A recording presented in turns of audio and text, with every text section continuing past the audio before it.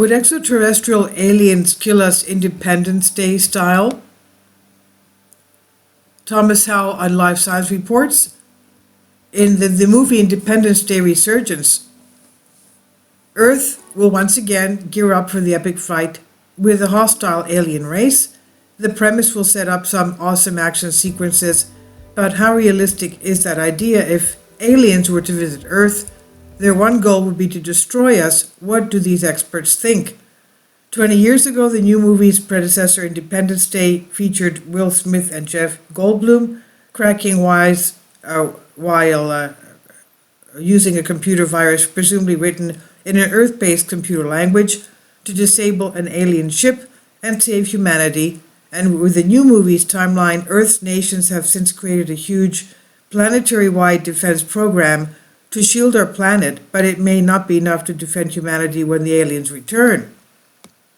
Renowned physicist Stephen Hawking has said repeatedly that he's afraid of aliens wiping out the human race the way humans would wipe out a colony of ants, for example.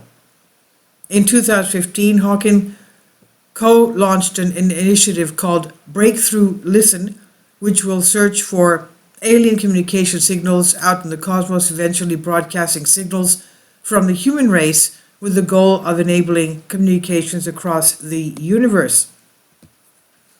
We don't know much about aliens, but we do know about humans, Hawking said at the breakthrough announcement. If you look at history, contact between humans and less intelligent organisms have often been disastrous from their point of view, and encounters between civilizations with advanced versus primitive technologies have gone badly for the less advanced. A civilization reading one of our messages could be billions of years ahead of us. If so, they will be vastly more powerful and may not see us as any more valuable than we see bacteria. Are the aliens benign? Alien invasions of Earth are nothing new in science fiction. One of the most famous examples is War of the Worlds, an H.G. Wells 19th century classic that was adapted into a Tom Cruise movie 2005. In that film, aliens inexplicably begin bursting from underneath city pavements to incinerate humans. But some films portray aliens as benign, such as the 1997 Contact, based on the 1980s book written by Carl Sagan. The signal begins spouting prime numbers, which Jodie Foster's SETI, Search for Extraterrestrial Intelligence, team tries to decode. Their efforts at talking with aliens turn a little strange, but there's definitely no invasion. This hopeful view is something that science communicator Anne Duran, Sagan's widow, shared at the Breakthrough event in 2015, but it's also a belief held by astronomer Jill Tarter, former director of the Center for SETI Research, whom Foster's character in Contact is based on. Duran is also involved in the Breakthrough Initiative.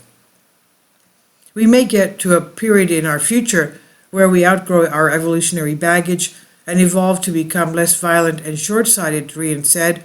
My hope is that extraterrestrial civilizations are not only more technologically proficient than we are, but more aware of the rarity and preciousness of life in the cosmos. Active SETI debate.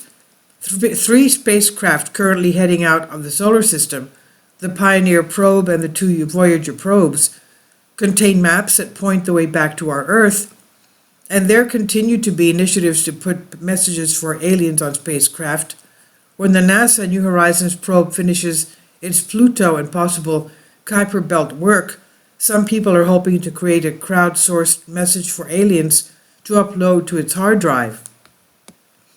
Some researchers, however, are not sure it's such a good idea to shift SETI efforts from just listening to actually sending out signals, a method some call active SETI.